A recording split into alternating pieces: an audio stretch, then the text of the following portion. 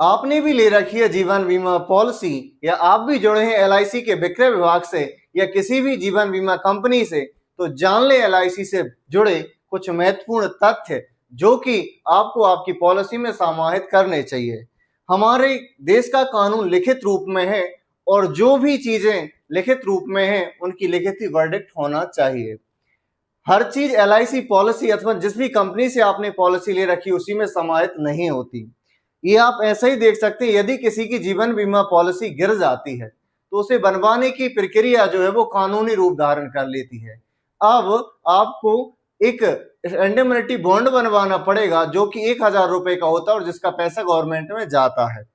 ये सीधा पैसा एलआईसी में अथवा किसी भी बीमा कंपनी में नहीं आता, ये पैसा सरकार में चला जाता है उस प्रक्रिया से गुजरने के लिए। दूसरा, आपको उस पर नोटरी करवानी होती है, यानी कि कानून कहीं ना कहीं शामिल है आपकी पॉलिसियों से भी।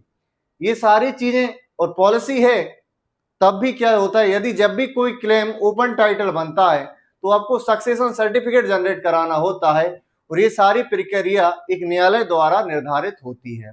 यानी कि न्यायपालिका भी कहीं ना कहीं आपकी जीवन बीमा पॉलिसी से जुड़ी हुई है। तो हर चीजें इंटरलिंक हैं, यानी कि एलआईसी को आप अलग करके नहीं देख सकते। पूरी चीजों को समग्र रूप से यदि जान लें तो कहीं ना कहीं चीजें आसान हो जाती हैं। आज हम जानेंगे एलआईसी इवन किसी भी जीवन बीमा कंपनी की पॉलिसी से जुड़े कुछ महत्वपूर्ण तथ्य, और यदि आप ग्राहक हैं तो तब तो ये जानना ही है। यदि आप एलआईसी अथवा किसी भी बीमा कंपनी के विक्रय विभाग से जुड़े हुए हैं तब भी ये चीजें आपको ये जाननी जरूरी है। जीवन लक्ष्य या जीवन लाभ पॉलिसी समझा देना ही आपका काम नहीं है, बेहतर जानकारी अपने ग्राहक तक पहुंचाना भी आपका महत्वपूर्ण उद्देश्य होना चाहिए। तो जानेंगे पॉइंट वाइज कुछ लीगल बिंदुओं को। केस नंबर हम 1 डिस्कस करेंगे और इन चीजों का क्या समाधान है। ये जितने भी मैं लीगल पॉइंट बता रहा हूं ये बेस पॉलिसी से अलग हैं और इनका समाधान करने के लिए आपको अलग से ही ड्राफ्टिंग तैयार करवानी होगी। केस नंबर 1 की हम बात करते हैं। एक बीमा धारक है जिसका की नाम है ए, और इस ए की पॉलिसी में जो नॉमिनी है इसकी वाइफ, उसका नाम हम मान लेते हैं बी। केस हम डिस्कस करते हैं कि एक एक्सीडेंट हुआ।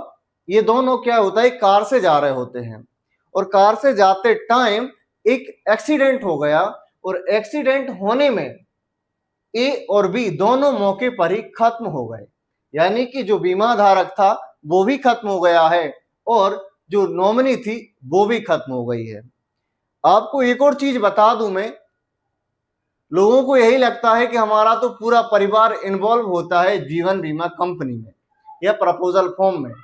तो मैं आपको बता दूं या क्लियर कर दूं कि प्रपोजल फॉर्म में आपके परिवार वालों के नाम मेंशन नहीं होते, सिर्फ उसमें उम्र मेंशन करी जाती है, उनके स्वास्थ्य की स्थिति मेंशन करी जाती है और आपसे उनका संबंध मेंशन करा जाता है। यानी कि नाम, चूंकि संबंधों के आधार पर आपका क्लेम नहीं मिलेगा, संबंध तो होने ही है, साथ में उसका नाम भी आपसे मैच होना चाहिए और ये सारी चीजें होती है न्यायालय द्वारा निर्धारित। उसमें आपका नाम है, आपकी नॉमिनी का नाम जुड़ा हुआ है, आपके माता और पिता का नाम उसमें शामिल है। सिर्फ पॉलिसी में यही 4 नाम जुड़े हुए होते हैं। अब क्या हुआ, एक्सीडेंट में ये दोनों खत्म हो जाते हैं, केस बनेगा ओपन टाइटल का। अब घर वालों को न्यायालयिक प्रक्रिया द्वारा गुजरना होगा और सक्सेशन सर्टिफिकेट या लीगल हायर सर्टिफिकेट उनको जनरेट कराना होगा और इन्हें बताना होगा कि हम ही इसके कानूनी उत्तराधिकारी हैं। तब जाकर कोई भी बीमा कंपनी आपको पॉलिसी का क्लेम देगी। क्योंकि एक कानूनी प्रक्रिया से यदि आप बचना चाहते हैं, इसमें निश्चित रूप से समय लगता है और पैसे भी खर्च होते हैं, क्योंकि सारी चीजें अब वकीली भी इसमें इन्वॉल्व हो जाएंगे। इससे यदि आप बच जाए तो आपको क्या करवाना होगा मैं आगे बताऊंगा। केस नंबर हम 2 डिस्कस करते हैं। अगेन मेरे केस में एक बीमा धारक है ए और ए की वाइफ है बी और बी इसकी नॉमिनी है और सी इसकी बेटी है ए की। ए ने सोचा क्यों ना मेरी बेटी के भविष्य के लिए जीवन बीमा पॉलिसी प्लान करी जाए और इसने चुन लिया एलआईसी इवन किसी भी बीमा कंपनी का एक प्लान। एक घटना ऐसी हुई, अभी ए क्योंकि सी बेटी जो है वो अभी यदि शादी के लिए चुना हुआ है तो इसकी उम्र जाहिर सी बात है 1 वर्ष 2 वर्ष 3 वर्ष 4 वर्ष 5 वर्ष ही रही होगी। और जिनके बच्चे 4-5 वर्ष के होते हैं उनकी उम्र भी स्वाभाविक सी बात है कम ही होती है।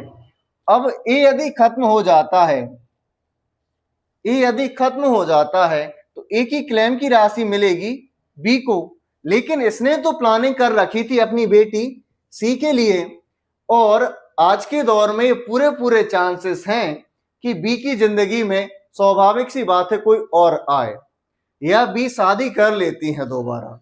तब जो इन्हें सोचा था कि मैंने जो जीवन बीमा पॉलिसी ली है वो तो सी यानी मेरी बेटी के लिए ले रखी थी, और यदि बी किसी और से शादी वो पैसा तीसरे व्यक्ति के पास चला जाएगा, हो सकता है जो प्लानिंग इन्हें अपनी बेटी की सी के लिए कर रखी थी वो फुलफिल ही ना हो पाए, यानी कि बेटी के काम में वो पैसा आ ही ना पाए, उससे पहले ही उस पैसे को बी द्वारा खत्म कर दिया जाए या बी की जिससे शादी होगी वो उस क्लेम की राशि को खत्म कर दे।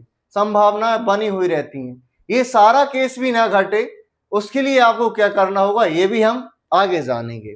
बात करेंगे तीसरे बिंदु की। अगेन मेरे केस में एक पॉलिसी धारक है, बी इसकी नॉमिनी है और इसने प्लानिंग करी बेटी सी के लिए। बी बहुत अच्छी औरत थी, उसने सोचा कि मेरे पति ने मेरी बेटी के लिए जीवन बीमा पॉलिसी ली थी, और बी ने क्या करा, जो राशि क्लेम की मिली थी वो एक ही माता जिसका कि हम नाम देंगे डी, एक ही माता को वो पैसा सौंप दिया कि चलो यदि मेरी शादी भी हो रही है तो मेरे पति का जो क्लेम की राशि मिली है वो मैं आपको दे जाती हूं, जो आपकी बेटी सी के आपकी नातिन सी के काम में आ जाएगी शादी के समय। अब क्या हुआ कि हो सकता है ये मां से पैसे उठ जाए। एक और केस ये बनता है, यदि आपका कोई भाई है और भाई के प्रति मां के दिल में सॉफ्ट कॉर्नर है, हो सकता है वो पैसा भाई को दे दे मां, और यदि आपका भाई दारूबाज है तो वो दारू अथवा नशेड़ी है तो नशे में ही उड़ा देगा। यानी कि आपकी प्लानिंग तो धरी की धरी रह गई, जो सोचा था वो चीजें आपके साथ नहीं होती। ऐसे और भी कई पॉइंट हैं जिनको कि आपकी पॉलिसी में शामिल करना चाहिए। बेसिकली जितनी भी मैंने जानकारी बताई, ऐसा एक भी कॉलम ना तो प्रपोजल फॉर्म में होता है ना ही आपकी पॉलिसी में मेंशन होता है। सवाल ये आता है कि आखिर इन चीजों को शामिल करें तो कैसे करें।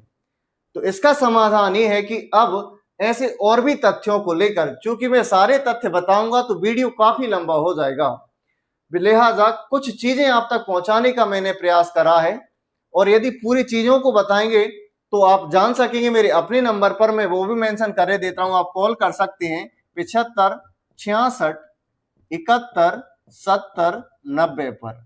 यानी कि अब सवाल ये है कि इन सारी चीजों का आखिर समाधान कैसे हो। तो इन चीजों का समाधान करने के लिए आप अपनी पॉलिसी की विल बनवा सकते हैं, यानी कि अब आपको अपनी पॉलिसी की वसीयत जनरेट करानी होगी, वो भी रजिस्टर्ड वसीयत, जिसमें इन सारे तथ्यों को आपको समाहित करना है जो कि आपके निर्धारित लक्ष्यों की पूर्ति में सहायक होंगे। अब यदि आपने वसीयत बना रखी है तो आपकी वसीयत ही उस सक्सेशन सर्टिफिकेट का काम करेगी। यदि ए और बी दोनों खत्म हो जाते हैं, उस दशा में भी आप अपने फैमिली मेंबर के नाम, बच्चों का नाम शामिल कर देंगे, जैसे कि बिना कागजी कार्रवाई के उस वसीयत के आधार पर दे सकेगा।